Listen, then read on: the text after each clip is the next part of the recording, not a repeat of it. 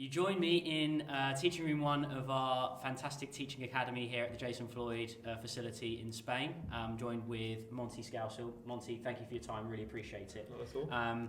You've had a few interviews with us in the past. Obviously it's been fantastic to track your progress since I've personally known you since joining the academy team. I guess first of all I'd like to kick off by asking about your week so far, because you're with us for a week in between events. So what specifically have you focused on with Jason during your time back in the academy? Yeah, so a lot of it's been tidying up ground reaction forces, using the force plates, which obviously I don't have access to on my travels, looking at my numbers there, and really working on the kind of nucleus of my swing. So basically anywhere from here to post impact here. That's a key area for me and something me and Jason have been working on a lot over the last couple of years, but just making a few tidies up there. Yeah, and then been looking at obviously all areas of the game, short game, bunker play, putting as well, and just making sure that I'm in a good shape to move forward to the next few events. And from your experience since being with us at the academy, I mean, I'd love to get some insight as to kind of where you heard about the academy when you first came, and kind of the journey that you've had with us at the academy, and obviously coming back as you do when you get your gaps in your schedule. Yeah, so I first came to the academy, it would have been 2015. So I found out about the academy through an old alumni of my school who was working here at the time, and he invited us to come down and play the first AAA event that the JFGA held.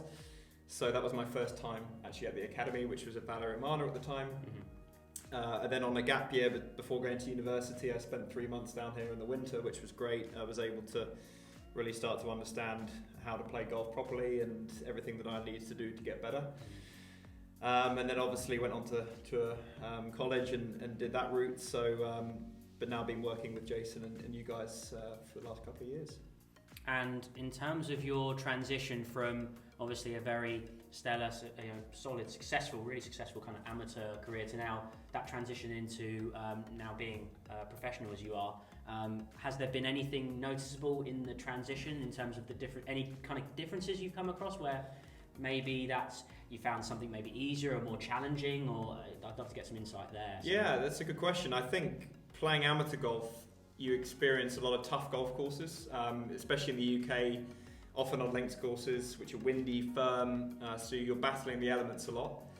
Stepping into the pro ranks, playing on the Alps Tour this year, you're probably faced with easier golf courses, more scoreable, more birdie chances. So one big thing has been switching the mindset from level par as a good score to 5-6 under as a good score. Yeah.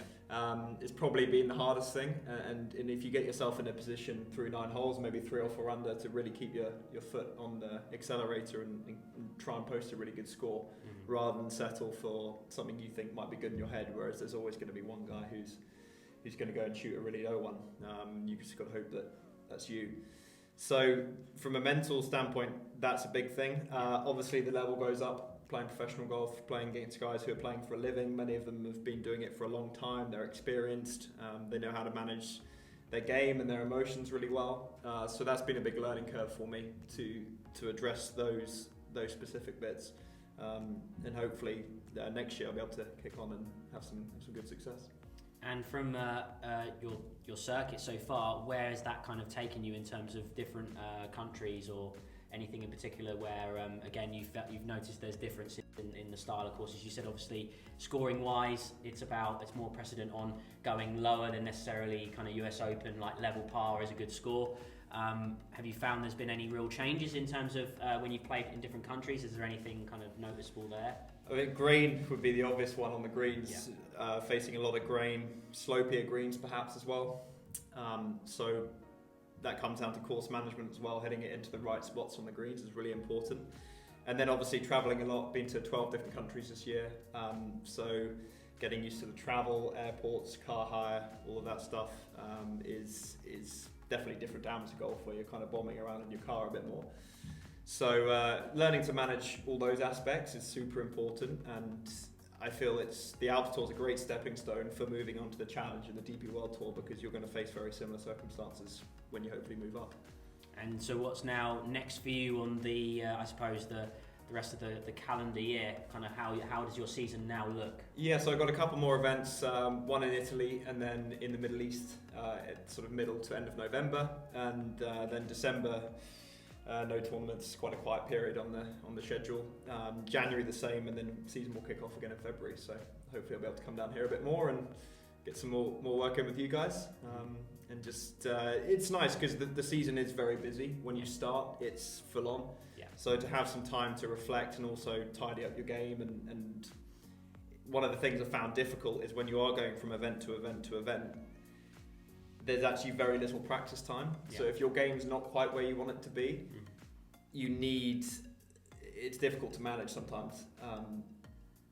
Making improvements while you're playing a lot is not the easiest thing, as you'll know. So having a bit of time off away from tournaments is quite important to make technical changes that you need to make. Yes, well, absolutely, and I think that's fantastic insight from a fantastic player. And we, on behalf of the academy, I know it goes without saying, we obviously all wish you the very best with the remainder of your season. We look forward to tracking your progress, and again, we hope that the next time we welcome you back, the weather will be a little bit more representative of the Spanish Costa del Sol. It normally is. You can't see out the window, but it's a bit more grey. It's probably closer to home that we would probably familiarise ourselves with this time of year.